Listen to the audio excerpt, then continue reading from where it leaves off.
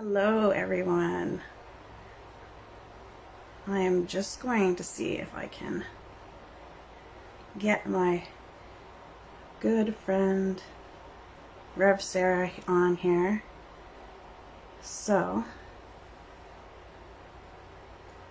Sarah, the invite is sent. Hopefully, you get that. Now I have to figure out how to get back here. There we go. So if anybody is on, can you please just let me know that you can hear me and see me okay? Here comes Sarah. Yay!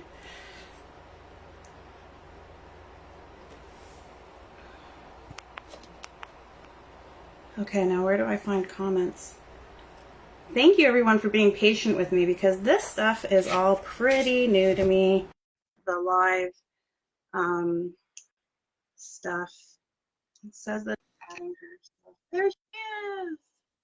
Yay, Hey, thank you, Diana. Thank you for letting us know. I just was asking if everyone can hear and see me, I can and hear. I can see you. So thank you so much, Sarah, for coming. Absolutely. Can you Why do I, see? there's so much of me and so little of you? I could sit back a little bit. Let me see. Or maybe I need to move my camera back. I just I could don't see know it. how to do this. There you go. Hey, I'm just happy that I've got you on here and that it looks like I'm live and we're good. So We did that's it. exciting. We did it. Victory. Yes. How are So you? thank you. I'm I'm good. We'll get into that. Here, let me see if I can get this. It is really weird how, There. okay, that looks better. That looks better. Okay. Now I can see. So yeah, I'm gonna turn my volume up a bit more too. So yeah, so everybody that is watching now or on the replay, thank you so much. Um, this is a big deal to me. I'm very new to this industry and the online world, and so it's a big whirlwind and it's all really, really new. And so thank you for this opportunity to be able to grow and expand. And you know, the topic, the voice in your head is, it's crazy how the universe delivers because I haven't struggled this much with the voice in my head as I have this week.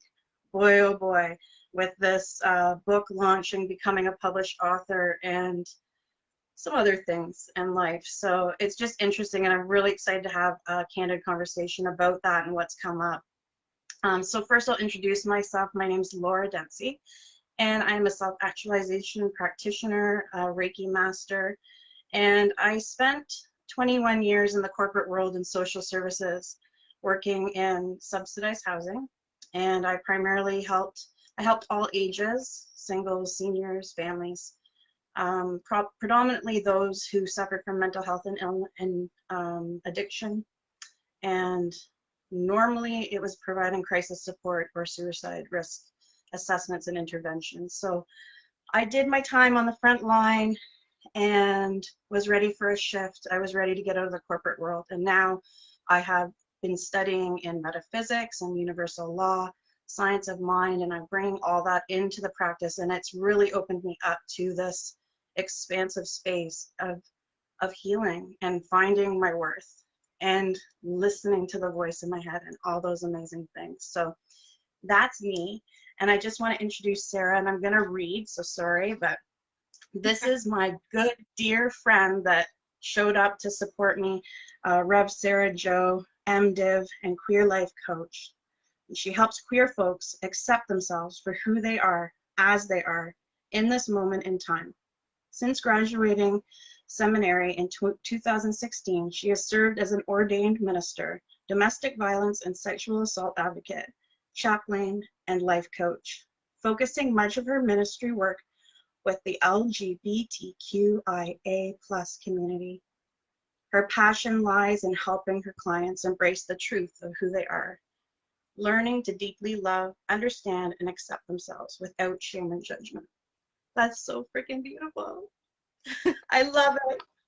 Thank you. Thank you for your work. Thank you for showing up and supporting me because like I said, this week has been, you might hear it in my voice, it's shaky. I feel like it's taking me back to when I used to do dance competitions, and I'm going on stage and I'm like sick to my stomach. Ooh. So it's interesting. And I contacted Sarah earlier in the week because these voices started coming up, telling me, who do you think you are? You're not good enough. Look at all these amazing women. You're not, like, all the things, right? So I reached out to Sarah and she helped me and was willing to come and support me as well. And so first, that's how I'm just sharing that the voice still comes up. It still impacts us, and this is how it does show up. For me, the voice shows up sometimes just in the body. It typically comes with either anger or irritability first, and then I know that it's actually the voice that's coming up, that's creating these emotions in my body. So just putting that out there, that when we are trying to observe these thoughts and to identify them, that it could be showing up in different ways. And I think that, like, in terms of listening to the voice, you have options, right? You can either ignore it, which we don't do when we're on this path, right? we deal with it, we bring it up, we heal it, transmute it, whatever we got to do, because we know that to move forward, that's what we need to do. You can sorry, I just got off topic or track of what I was doing. You can ignore it, you can believe it, so you can believe the actual negative talk, the voice, or you can observe it and you can change it, you can reprogram it. Do you want to elaborate on that, Sarah? And just maybe what your take is on the voice in your head? Absolutely. Thank you so much for having me on. I'm so honored to walk this journey with you and with all of you that are on either now or watching later. What important work we're doing here, right? We are talking about this voice in our head, this critic, this part of us that is a part of us always, and it's there to keep us safe, right? We love our subconscious mind. Every single time we're on the cusp of doing something amazing, it's like, whoa, abort mission, hold on, wait a second, this isn't safe, right? And we know that that's mind there to keep us safe, and it wants us to stay small because that's what we know, that's what feels comfortable. And so the voice in our head, she can be brutal, right? She can tell us all of these lies that at one point in our life served us. For whatever reason, we were told at a young age that we couldn't do it, or that it was safe to stay small, or whatever that might look like. And all of a sudden she'll creep back in, right? We can do years and years and years of work, and that still doesn't mean that we don't also have the voice in our head, that voice that speaks to us and criticizes us and comes through in anxiety, or comes through in depression, or comes through in just backing out and saying, nope, I'm not going to do this. It's not safe. So yeah. Which I almost wanted to do. I'm like, I can't do this. I'm not meant to do this type of thing. I don't know about going online and being in front of the camera. And, but I know that, we have a mission here as part of this group, as the part of the Goddess Power series. And I have an individual mission that's very much aligned and like you, and it's helping people, and it's helping raise their vibration and see their worthiness and see their power within and how they create their entire lives. So I showed up, and I'm pretty freaking proud of myself. So one of the things that you talked to me about earlier in the week that I really loved, which I thought was a really helpful question to ponder or to journal on or to meditate on, and that was, whose voice is it? And I thought that was just really profound, because it's really hard to know where the beliefs came from. And when you do go a bit deeper, I guess it is like when I was working with you before, you asked me that and I was like, oh, well, it's not this person, it's not it's not my mom and dad. My mom and dad were awesome. Like, and then it was like a week later, I'm like, oh, it's my mom. So do you want to talk a little bit more about that? Like how people can, when they ask that question, whose voice is it? Maybe some prompts or some exploration tools, or maybe why that's relevant to identify? Absolutely. So my coach actually asked me that question, and it's so easy for us to be like, well, it's my voice, right? It's mine because it's in my head. But the reality is our subconscious was formed most intensely from the time we're 0 to 7, right? Or 0 to 8. And we're not even fully conscious of our consciousness at that young age. And so it's really kind of impossible for it to be fully our voice. We have adapted that voice from someone who loves us. Often it's our parent figure, whoever that may be at the time. And it's really hard for us to acknowledge that, right? Because acknowledging that our parents are human can feel like we're criticizing them. And sometimes it's totally legitimate to criticize them. Sometimes parents aren't very great, or guardian figures, right? But there are also times that we know that we love and cherish and they were amazing parents. But as we get older, we still recognize that they're adults or that they're humans, Mm-hmm. right? Mm-hmm. And Right. humans, no matter how amazing our intentions, sometimes Mm-hmm. the impact that we have on someone can be really painful. And so Mm-hmm. that's kind of what I'm talking about in regards to whose voice is it? More than likely, it's going to be your parent figure. And it maybe wasn't even malicious, right? So much of what we soak in isn't even verbally said to us, like explicitly expressed. So often it's just implicit. So let's say we're critiquing our bodies. Well, our parents may have, our moms particularly, right, have may never even had said anything about our body. But if she's looking in the mirror and critiquing her body, we're going to Mm-hmm. soak that, because when we're young, we're just little sponges, right? That's why we know that kids can just like learn languages like that, Yeah. because we're just little sponges. Yeah.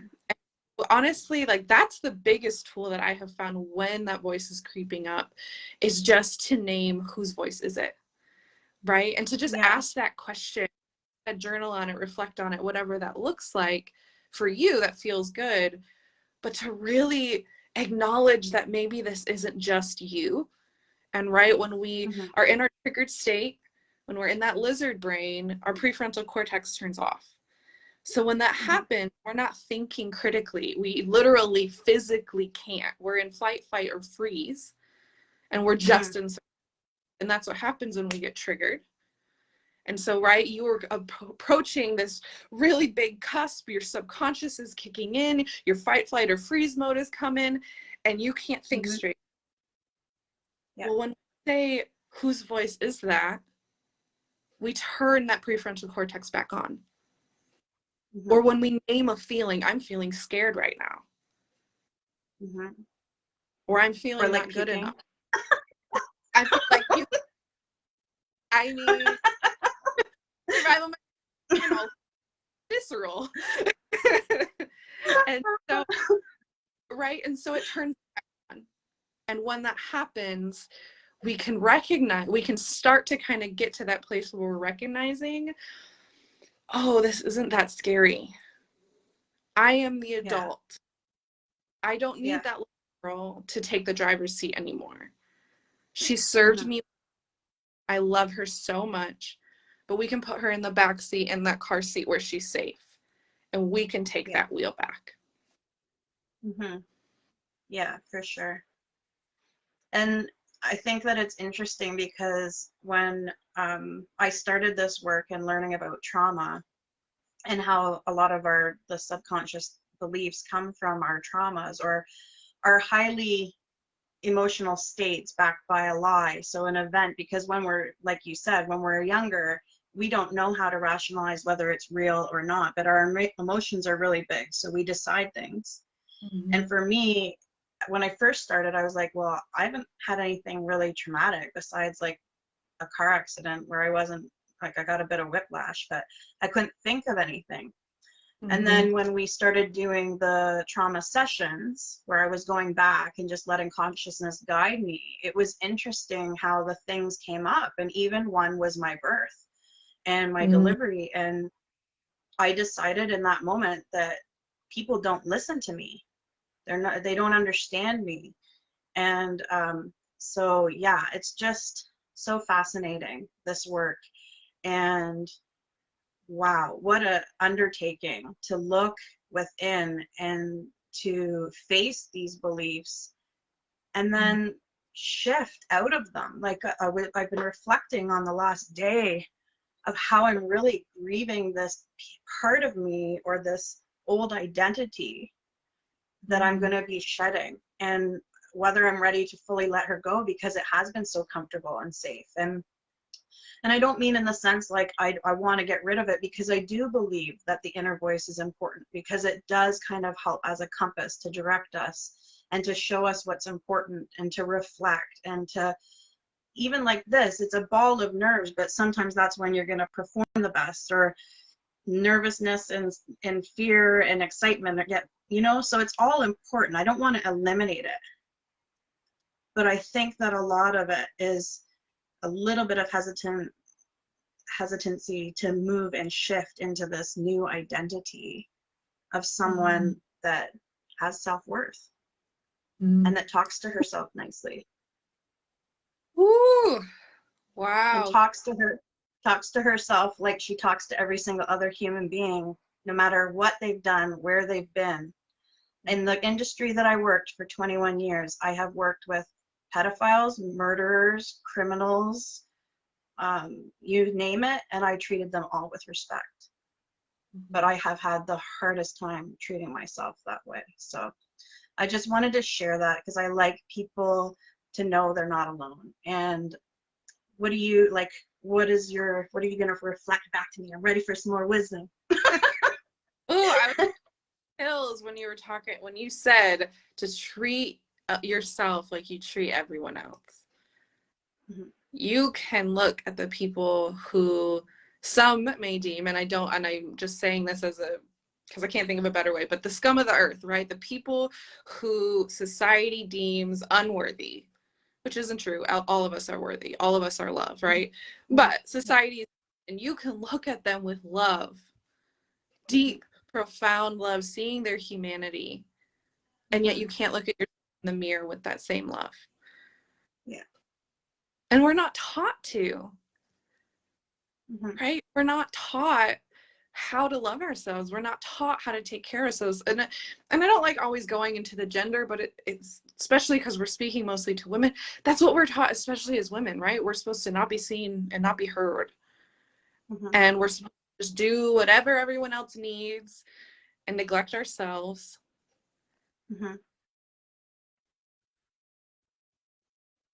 Say, I love you, and mean that. Mean that with depth. You know, that's deep. And I know that it's possible because I look at you and I see the beauty, the radiance of who you are. Yeah. And the work is being able to look at ourselves in that same light. Yeah. Thank you. So I thought I might share a little bit more about my journey in terms of how I've been trying to help shift into this new identity and really reprogramming the subconscious mind. And for me, I'm going to be perfectly honest, I don't have a really solid daily spiritual practice. I'm working on that. But I know that when I do meditate, and I allow my mind to connect with my higher self, that's where I feel the most peace and love for myself. And I've been able to see her and connect with her and start to build a bond with her and actually really, really love her. I haven't meshed with her fully yet, but I have held her hand. I have hugged her. I have journeyed with her, and I'm building a relationship. And so that has been my number one way of building my strength with myself. And I know that that's going to lend to my sense of worthiness, and to gain this love and compassion for myself that I have for every other person. Mm-hmm. So I'm wondering, in your journey, if you're willing to share from your own personal experience what you have found to be the most profound tools and techniques to gain your worthiness, or did you ever really struggle with worthiness versus like something else? Just want to see what you used as tools. Absolutely. I mean, a huge part of my core narrative, and I think honestly everyone has the core narrative, I'm not enough, right? And mine manifested in extreme codependency. I ended up in an abusive marriage, and that was because my codependency triggered her codependency, and then it just became a big mess, big toxic mess, right? And I take full responsibility for my portion in that. Oh gosh, what other kinds of unworthiness? Very, very much, that I wasn't worth money. I wasn't worth being in front of people. And in regards to tools, weight and food. I've always struggled with weight and food and body image. And like I said, I'm not exceptional in that by any means. So many of us have, if not all of us. So honestly, for me, this really started when I read Women, Food, and God, a book by Janine Roth. It was about 4 years ago now, I think. And basically, she spoke so deeply to me because what I took from it was, stop shaming ourselves. Stop judging ourselves. If we binge, and make it neutral, right? It's not good. It's not bad. The Doritos or the strawberries, they're not good, they're not bad, they're just food. Because if we beat ourselves up, we're just reinforcing those negative voices, those negative feelings, right? We're just reinforcing that shame, that pain, that judgment upon ourselves. So that's when it kind of started. But when it really, really like I'd been just kind of allowing myself to be where I was. But then it was about just over a year ago, maybe a year and a half, I started baby steps. And that's what you mean to talk about this. This is what I preach day in and day out, is baby steps. Because so often we try to go from 0 to 100, right? I know we've even talked about, I love how connected you are to meditation. But when you're like, I'm going to meditate for 20 minutes a day, even 20, or I'm going to meditate for an hour a day, which a lot of people try, right? Or 20 minutes. When we try to do that, we then, so often, at least if you're like me, we don't complete it. And then we beat ourselves up because we fall off the bandwagon, which, by the way, I hate bandwagon language. It's so triggering because that reinforces ourselves as failures, but we're not failing. We're living, So, I mean, I've talked about this often. My health practice was less than 2 minutes of yoga. I did 3 poses, but I committed to doing it every day. And I felt damn good about the fact that I did it. Yeah. And so, even in like class, when we've done the 40-day practices, mine has been, at first it was moments of silence, to just be in silence. Well, I didn't try to sit in silence for 20 minutes because that's just not feasible in my life. And that's a limiting belief. I recognize that. But in this moment, it's not feasible. So I did like 2 to 3 minutes, or I started maybe even 1 minute, and then I upped it to 3. It was victory, right? Yeah. And so I love baby steps, because if we're like, I'm never going to eat sugar again. Well, boo, I'm sorry. That may last for and then you're going to be like, I'm I'm craving sugar so bad, like I'm jonesing for it. And then we just a whole freaking box of cookies rather than like 2 cookies. Yeah. Right? And I don't mean that in like a belittling, because we all do that. But or like working out. My partner, she's been talking about wanting to get back into working out. And I'm like, that's great. That's beautiful. Remember that your body, not only like do we need time to mentally create habits, but we need time to physically create them. Yeah. Right? Our Yeah. body is addicted to sugar, or our body Yeah. has been sedentary for Yeah. years, months, and it can't just go from 0 to 100.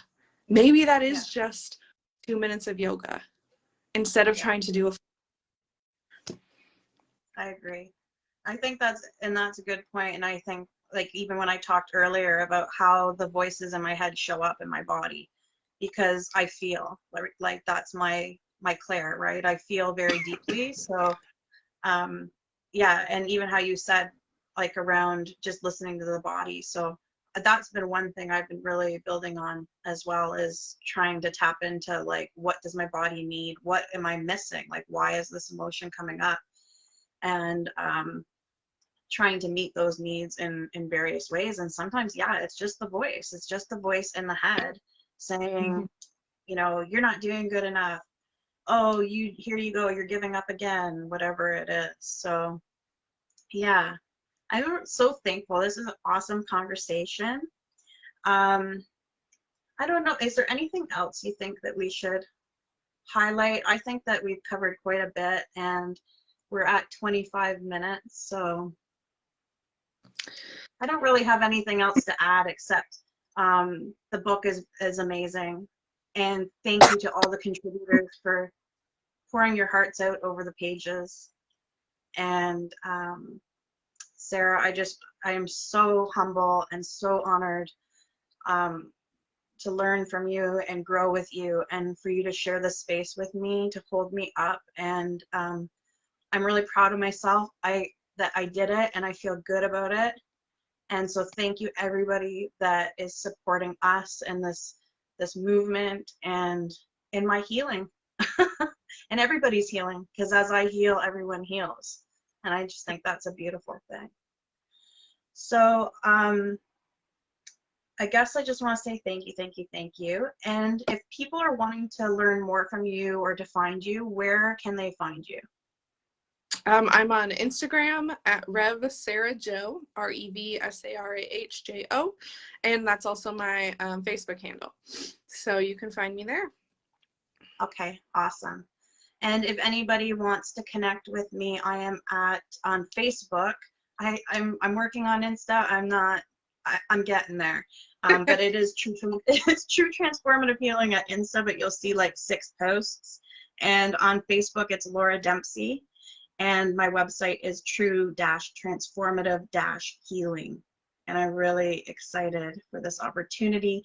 Thank you so much for listening. Thank you for opening your hearts. Thank you for showing up for yourselves. And is there anything else, Sarah, you want to say in closing? Well, first of all, thank you so much for having me on. And this has been such a lovely conversation. Thank you to all of you who are watching now or later. This is the work, right? Like Laura said, when we heal ourselves, we heal the entire collective from all space and all time. And that's pretty darn profound. And we know the voice in our head, right? She can be brutal. She can be quite the critic. But just remember to ask yourself, whose voice is it? And why was it asked? Or why was it spoken? Right? Mm-hmm. Why there? What is it trying to say to keep us safe? And then how do we rewire that? That's a hard way. We rewire. I got you.